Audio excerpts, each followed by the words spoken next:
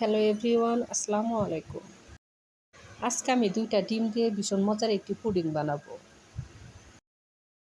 Pudding বানাতে এখানে তরল দুধ লাগবে। তরল দুধ আমি ভালো করে জাল করে নিব। আর এই দুধ যত জাল ভালো হবে পুডিংটা খেতে কিন্তু তত ভালো হবে। গাভীর দুধ আমি জাল করে নিয়ে চুলার উপর জাল কমিয়ে দিয়ে রেখে দিয়েছিলাম। আমি ক্যারামেল তৈরি করার জন্য একটি হাঁড়ির মধ্যে চিনি আর সামান্য একটু পানি দিয়ে জাল করব। ক্যারামেল তৈরি করার জন্য সামান্য একটু পানি দিয়ে করলে ক্যারামেলটা ভালো হয়। একটু সময় লাগবে কিন্তু ক্যারামেলটা অনেক ভালো হবে। ক্যারামেল তৈরি আমার হয়ে গেছে, এখন আমি নামিয়ে ফেলবো। দেখেন কত সুন্দর একটা কালার চলে আসছে। আমি এই বাটির মধ্যে পুডিংটা বানাবো, তাই এই বাটির মধ্যে ক্যারামেলটা ঢেলে একটু চারপাশে ছড়িয়ে নিব। ক্যারামেল বাটির মধ্যে ডালার সাথে সাথে কিন্তু এরকম করে চারপাশে ছড়িয়ে নেবেন, না হলে কিন্তু জমাট ধরে যাবে। এখন আমি একটি বলের মধ্যে 2টা ডিম ভেঙে নেব। আজকে আমি 2টা ডিম দিয়ে পুডিং বানাবো। এখন আমি দিয়ে দিব অল্প একটু চিনি। আপনারা যে যেমন মিষ্টি খান সে অনুযায়ী চিনি দিবেন।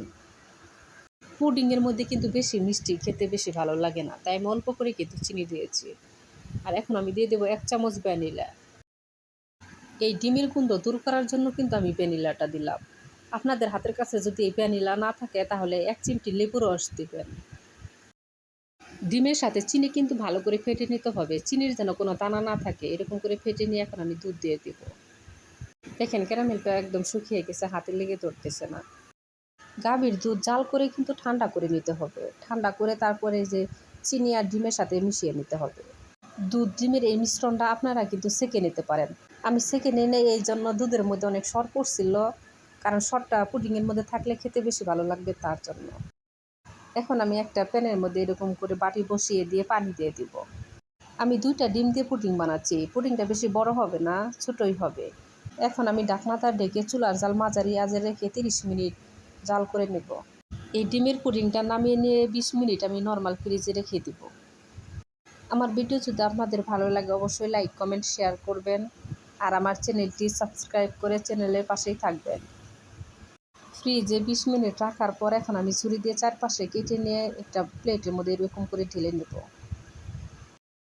দেখেন ডিমের ছোটো পুডিংটা কত সুন্দর হয়েছে। এই পুডিংটা কিন্তু ঠান্ডা ঠান্ডা খেতে খুবই ভালো লাগে। গরমের মধ্যে সবাই বাসায় একবার হলেও বানিয়ে খেয়ে দেখবেন, আশা করি অনেক অনেক ভালো লাগবে। এখন আমি কেটে দেখিয়ে দিচ্ছি, দেখেন কত সুন্দর হয়েছে। খুবই সহজ এবং মজার একটি রেসিপি, খুব তাড়াতাড়ি তৈরি করে ফেলতে পারবেন। সবাই ভালো থাকবেন, আমাদের জন্য দোয়া করবেন। আল্লাহ হাফেজ।